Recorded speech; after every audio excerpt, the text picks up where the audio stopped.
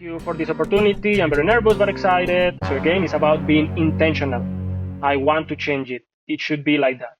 This company has already this model and then they can change to different sizes.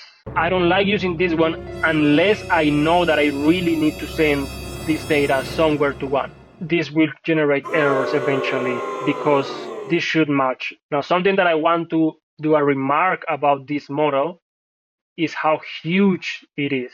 This is the end of the model, and have a look. Hello everyone, so here we are in the second part of the roasting series in which we're going to review another two Grasshopper models focusing mainly in data tree structure. So let's get started.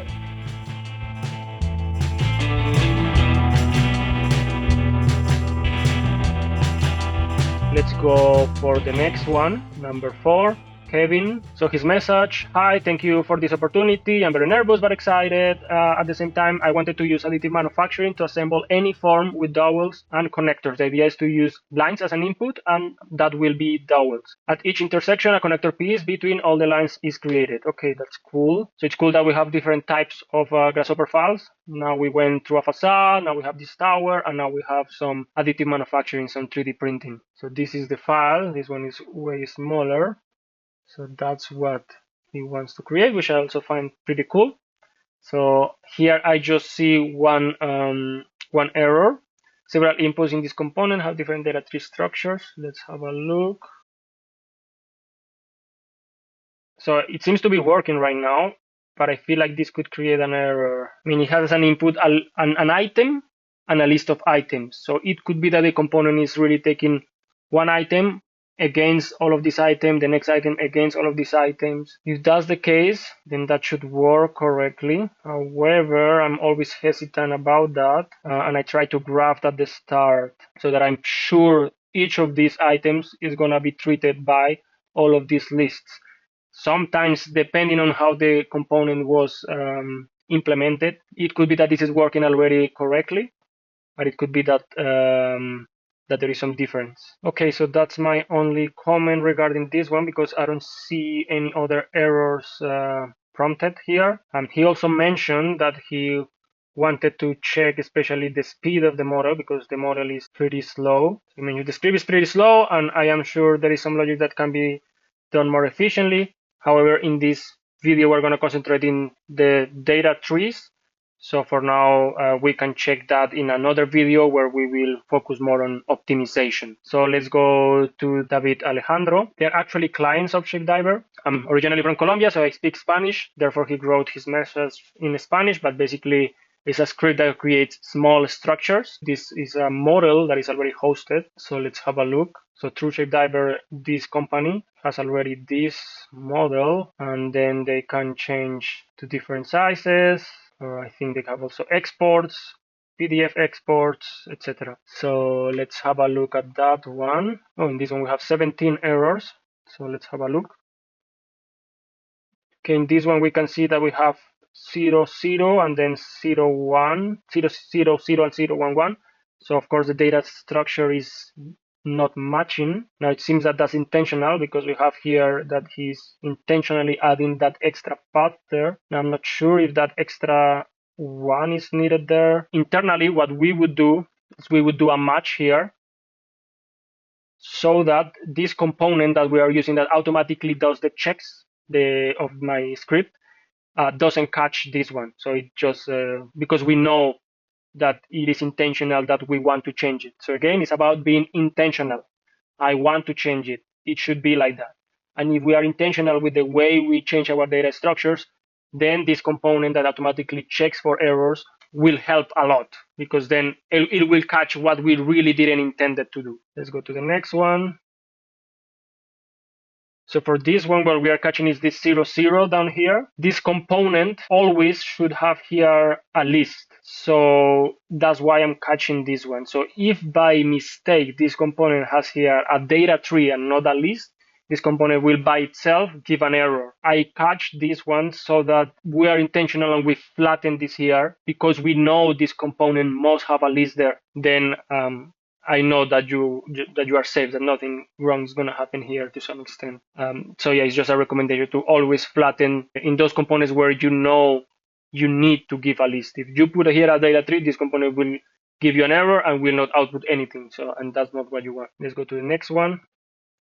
Okay, here is similar to what I was reporting in the other one beforehand. You have 0, 0, and then you have 0, and then we have a flatten. So, and that's going at the end in the display section. So it could be that it's okay, but I recommend to flatten in the beginning if the order is important, if the order of the result is important. Here I just saw one. This is something that I try to do internally at ShapeDiver. Again, it's something that it is not 100% needed, but I think it's a matter of how intentional we are with our models. Again, using this word, I like this word. I use this word a lot with my team internally to be intentional with whatever you're doing in your model. So in this case, you have a string gate which sends data either to 0 or to 1. Now, I don't like using this one unless I know that I really need to send this data somewhere to 1. So I use this one, for example, if I want to do a process, and then if it's 0, then I don't do the process. If it's 1, I do the process, and then I merge or something like that. Or I need to send the data to different places. But if I know the only thing that I want is to stop data from going through, then I prefer using the filter, because then I know it's nothing about whether this should be going somewhere, but it's about stopping the data. This is telling me I don't want to send the data anymore. I just want to stop it there. I want to send nothing. That's just how I prefer to do it, but it's not a must. It's just a recommendation. Let's go to the next one. Okay, this one, I can see that internally has Squid instructions. Squid is a plugin that generates automatically PDFs. And here we have the merge issue where you are flattening afterwards. With the Squid plugin, the problem of doing this is that the Squid plugin, which is probably the one that is creating right now this PDF that we see here in the 3D, the Squid plugin works in layers. So basically, it's like painting. It starts painting whatever it finds first in your instructions. Like each of the things that you have here is, for example, the instruction is to draw a curve. And if it has a filling, then it will draw it, it will paint the filling, and then it will go to the next one. And if the next one is on top of it, then it will hide whatever was behind, and will continue and continue and continue. So the order that you have your instructions is important if you know you may have data or shapes that may go one on top of each other. If that's important, then you must consider the order of your instructions. If you have an elevation, then you may want to paint what is behind first and then go forward and forward and forward, so that at the end you end up with a elevation view, and it automatically hides whatever is behind. So you don't have to do trimmings or anything. It automatically does that. So that's it. It seems this PDF just has like these tables, so it doesn't seem like anything will be hidden by other shapes, but just to consider it. Let's go to the next one.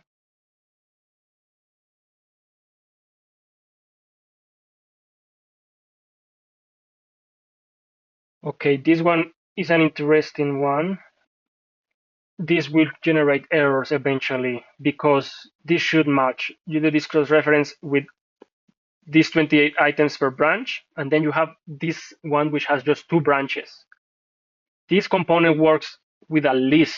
So if you see the input says, the input is a list. So that means internally in the C# component, it doesn't know your data structure, data tree structure. It just knows your list structure. It doesn't go to the level of the data tree, it goes to the level of the list. That means it just knows that you are getting one item here and one item there. So I'm not 100% sure how the output will be here. It could be that it is correct, it could be that it is working, it could be that it's taking first the first one, then the second one, and then repeating, because normally that's what Grasshopper does by default. It just repeats the last item for whatever was missing. So here you are missing a lot of branches, so it just repeats, which could be enough for this, but I would recommend to match this data structure to avoid any errors and to make sure that you are intentional with how your data structure is. Let's go to the next one. Yeah, here the problem is that some of the paths have less indexes. So you see the first one says 0, 0, 0, 0, so 4 zeros, and the next one has 5 zeros. Because then it goes already to a display, so basically it's the end, is kind of okay. However, again, I will either flatten at the beginning or at the end, especially because in this section it's a ShapeDiver display component, and each of these branches is considered as a file that is sent to the server. So I would consider here flattening.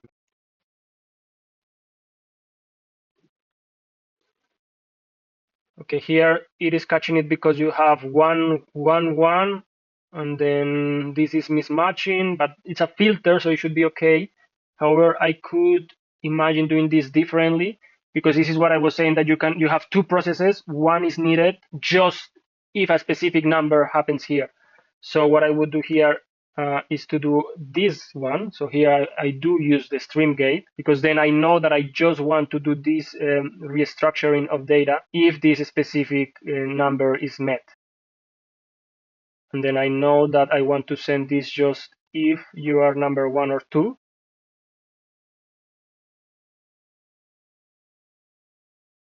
Just if you're number 1 or 2, I would send the data here where I know it is being remapped. And if you are 0, then I would send it through the other side. So basically nothing happens to it. Then you end up with the same result, but this remapping of the data, I think you are picking up a specific data path, just happens if those numbers are met, if those numbers are matched. And in that way we avoid, I mean, here probably is very like milliseconds of computation time, but it's something that could save, if you start to do it everywhere, it could save you some time. Let's go to the next one. Okay, here is a similar situation. What we just did could be done as well. Next one, the same with the merge and flatten, and that's it. That were all of the problems. Now, something that I want to do a remark about this model is how huge it is. This is the end of the model, and have a look. We continue, we continue, we continue. Oh my God, it's insanely big. I think I had never seen such a huge model. Wow. Yeah, this is something that in this case, I would either split this into different Grasshopper models and then see how you can create dependencies between them, but split them up so that it is easier to manage. And second, I will maybe try to build instead a plugin for this model.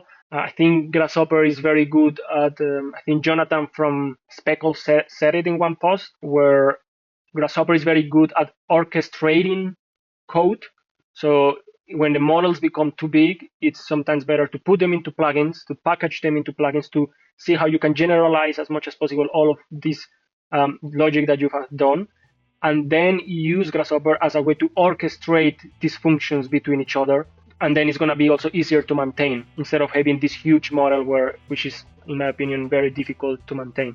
And that's all for today. Those were another 2 models that we have roasted, reviewed, especially focusing on data tree structure. And if you really like this kind of videos and you want your models to be also roasted, please send them to me, and based on how much interest there is, then we may continue doing this series in the future. So I hope you learned something new, and I will see you in the next one.